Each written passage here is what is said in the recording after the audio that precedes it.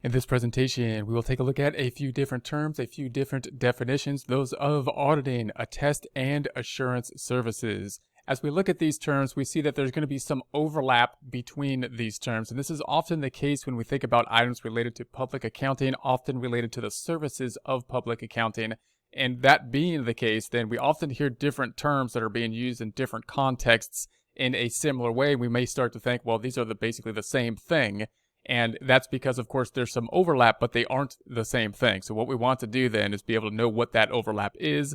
So when we hear these terms being used in different areas, or when we use them in different areas, we use them properly. We know when we can use them in interchangeable ways. We know when we have to be more specific. When we want to talk about something specifically, we know exactly how to talk to it specifically, and we know when we can basically use those interchangeable terms. So we can think about it in this way. The auditing being most specific of these terms, fitting within the attest, and the attest engagements fitting within assurance type items. So if we consider that, then again, we could think about the audit then being the most specific. So when we're talking about an audit, we're actually talking about a very specific thing. If we're a public accounting firm and we're talking about an audit, we're talking about a specific thing.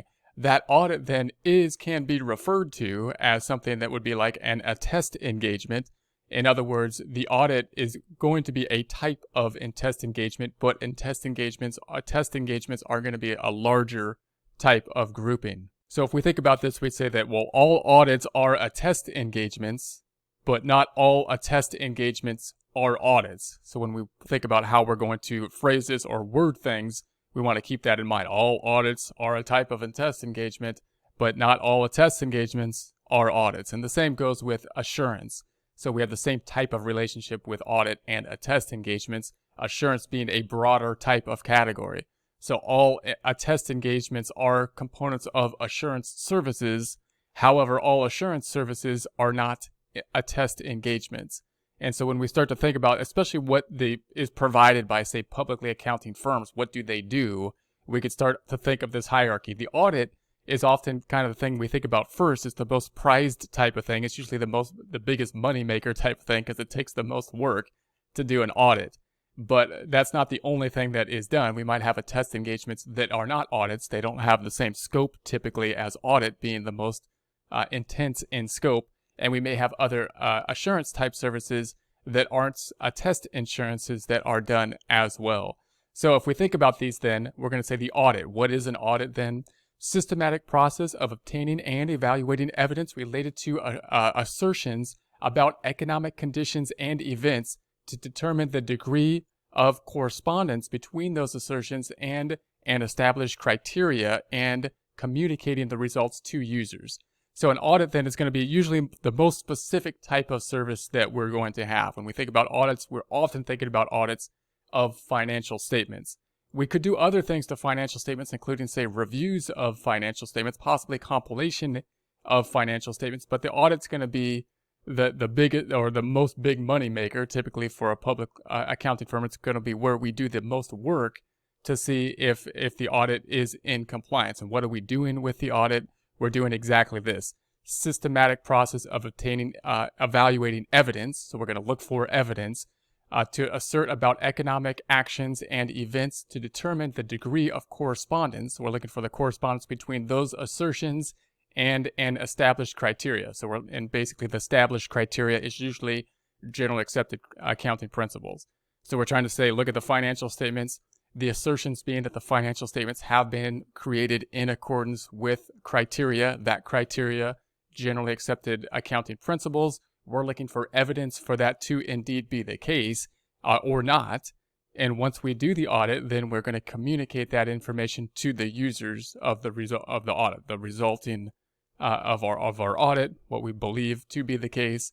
We then communicate that information, basically usually on the fairness of the financial statements. How about attest? What are the attest actions in the attest engagement? Practitioner is engaged to issue a report on subject matter or on assertions about subject matter. So now we're talking about subject matter and assertions about the subject matter that is the responsibility of another party. So notice what we're not doing as much here. We're not getting into as much of the evaluating of the evidence.